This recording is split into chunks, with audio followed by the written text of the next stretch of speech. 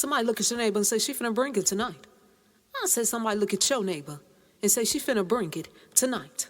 And if you ain't got a neighbor, look at yourself and say she finna bring it to fuck a night. Or we gonna jump right into it, cause that's how we do it over here.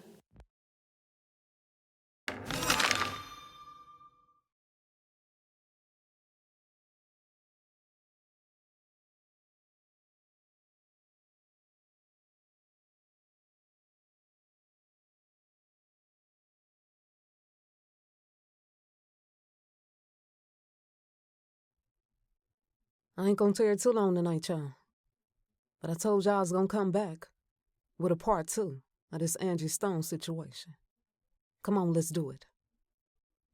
A video had popped up on my timeline, and I saw a video of Tamila Mann, and she was singing a song called Take Me to the King.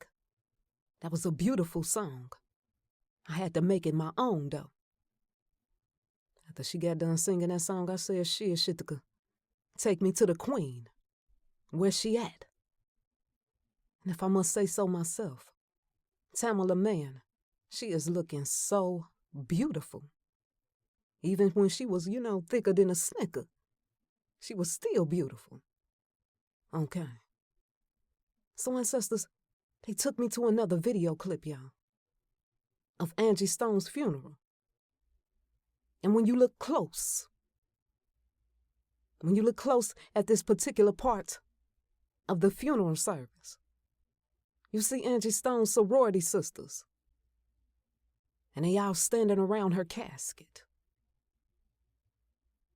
How many sorority sisters do you see on the stage around the mic? You see 3 of them.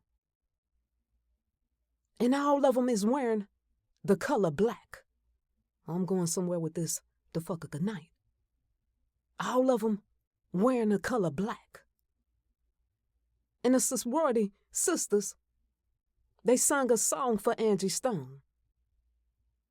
I want y'all to go listen to the song when you get some time. Now, when you listen to a particular part of the song that they were singing,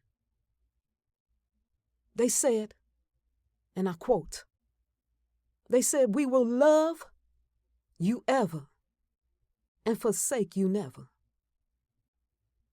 Ancestors begin to speak to me. And ancestors said, not only was Angie Stone was going to expose things about the different people that was in the music industry, but she was going to also expose that satanic, evil ass of sister sorority. She was going to expose them, y'all. Let's go a little bit deeper down the rabbit hole, my people. Ancestors, they said that Angie Stone said, fuck that sorority group. And this is what ancestors told me to say for Angie Stone. And ancestors also said if anybody got an issue with what they told me to say, you got to go through them. Listen to me closely. That sister sorority gang, because that's exactly what it is, a gang. That sister sorority was a place of manipulation, where they controlled the sorority sisters emotionally. And mental conditioning were deeply ingrained in the environment. Angie Stone said the sorority was presented to her as a place of empowerment, to uplift each other as sisters, etc. But Angie Stone ended up finding out that it was just the opposite, my people. She started to see how them bitches really get the fucker down. She said the head sorority sisters, they was using psychological tactics and shit like that to make the sorority sisters go against each other. She said dark, toxic rituals were put in place. And they were put in place to make the sorority sisters feel obligated to conform / adapt to a system that ultimately didn't even give a fuck about them. She said the sorority had constant power struggles. In other words, everybody wanted to be the fucker boss. Everybody wanted to be the leader. Me, instead of we. Instead of teamwork. That's what she said. And a woman in that sorority, they turn into rivals. Betraying her. And also betraying each other. Instead of having like a true, honest friendship. So when y'all saw them standing around her casket. Yes, I know y'all saw it. That was all for show. 'Cause they all fake towards each other.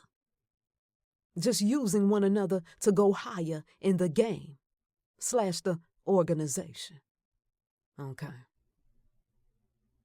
And the way they do it is, may the best one win. May the most evilest one win. She said when she finally start to see, the sorority's toxic power dynamics, she was going to end up exposing them. Just like she was going to do with the industry. But it was too late. When y'all saw them sorority sisters at Angie Stone's funeral, people didn't realize that was a dark ritual that was taking place. And that song that they were singing, it was filled with ritualistic messages, okay? But some people ain't gonna even get it. When you see people from them sororities, them organizations coming to a funeral, you should already know what the fucker is upper. And sister said, Angie Stone want us to look close at the date that she was inducted in a sorority. And it was in July 2024 at the sorority's Boulé. She was inducted in July 2024. And then all of a sudden, she said, I want y'all to think about something. And then all of a sudden, the following year, she said she ended up, what? Dying. Angie Stone said the sorority group, they know more than what they appear to act like they know. She said the sorority group, they know what the fucker is upper. And they got blood on their fucker hands. Now y'all know how we do it over here. Murder by them fuckers numbers. Angie Stone, she passed away. Transition on March 1st, 2025. Now let's add that date up and see what it is we get. 3 + 1 + 2 + 2 + 5 equal what? 13. 1 times 3 equal what? 3. There go the 3 right there, my people. She died at age 63. There go the 3-6 right there, already in her age. They ain't even try to hide this one. I'm gonna say this. I gotta say allegedly, but the industry wasn't the only ones who benefited from her death. It's many players that played in this game against Angie Stone. Okay, y'all? But what I want y'all to do is just watch the board. I'm saying this for a reason. Watch the board. Okay? And I'm going to remind y'all of this video, because we're going to see some key players.